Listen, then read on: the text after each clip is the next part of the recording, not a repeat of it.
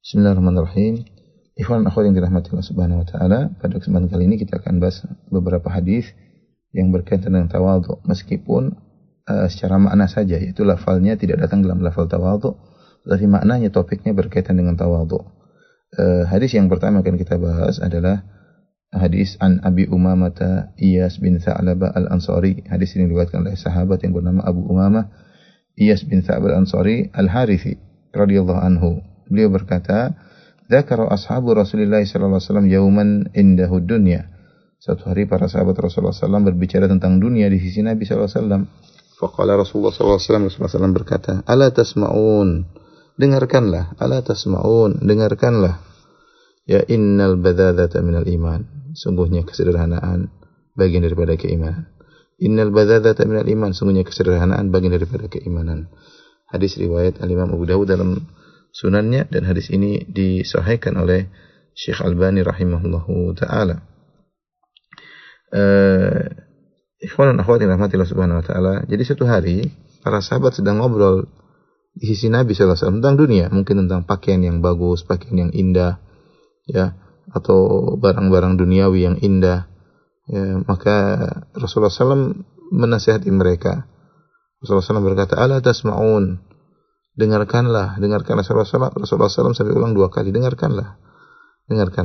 Ala maksudnya itu adalah untuk memberi peringatan, ya, yaitu ayo dengarkanlah, ya, ini semakna itu. Yaitu Rasulullah SAW memotivasi mereka untuk mendengarkan nasihat ini, sehingga para sahabat tentu mendengar.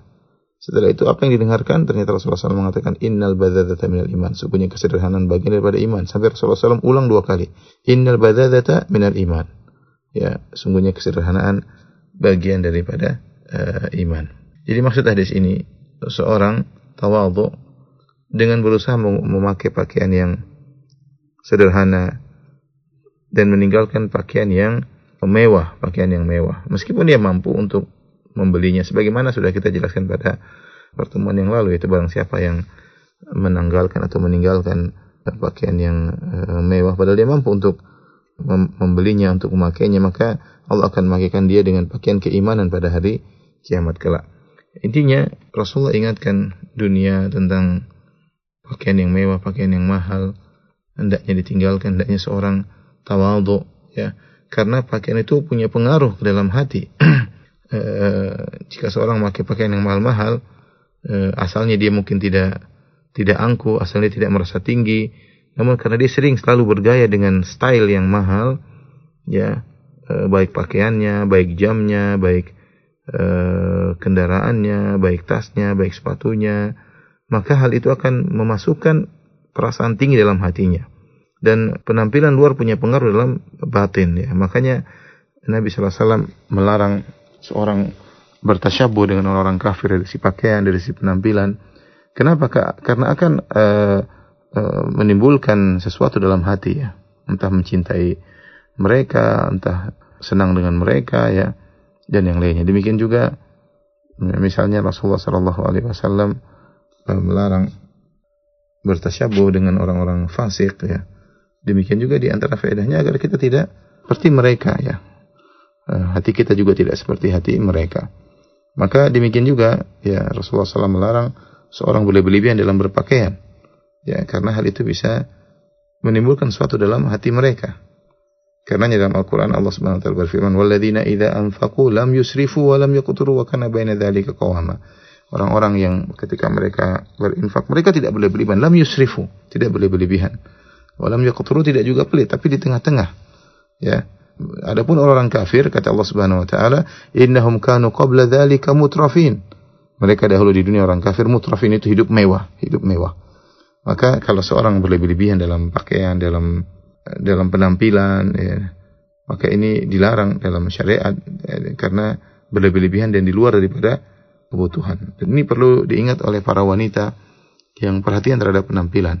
Syariat tidak melarang keindahan. Innallaha jamilun yuhibbul jamal. Allah suka keindahan dan Allah Maha Indah. Tetapi jangan sampai keindahan tersebut berlebihan. Kembali kepada urf masyarakat ini berlebihan, berarti jangan kita lakukan demikian. Kita tinggalkan bersikap berlebihan tersebut karena Allah Subhanahu wa taala, meskipun kita mampu, ya, jangan terlalu berlebihan dalam beli tas, dalam berlebihan dalam beli jam, dalam pakaian, ya. Ini semua adalah sikap yang kurang baik, ya, dan bertentangan dengan tawadhu.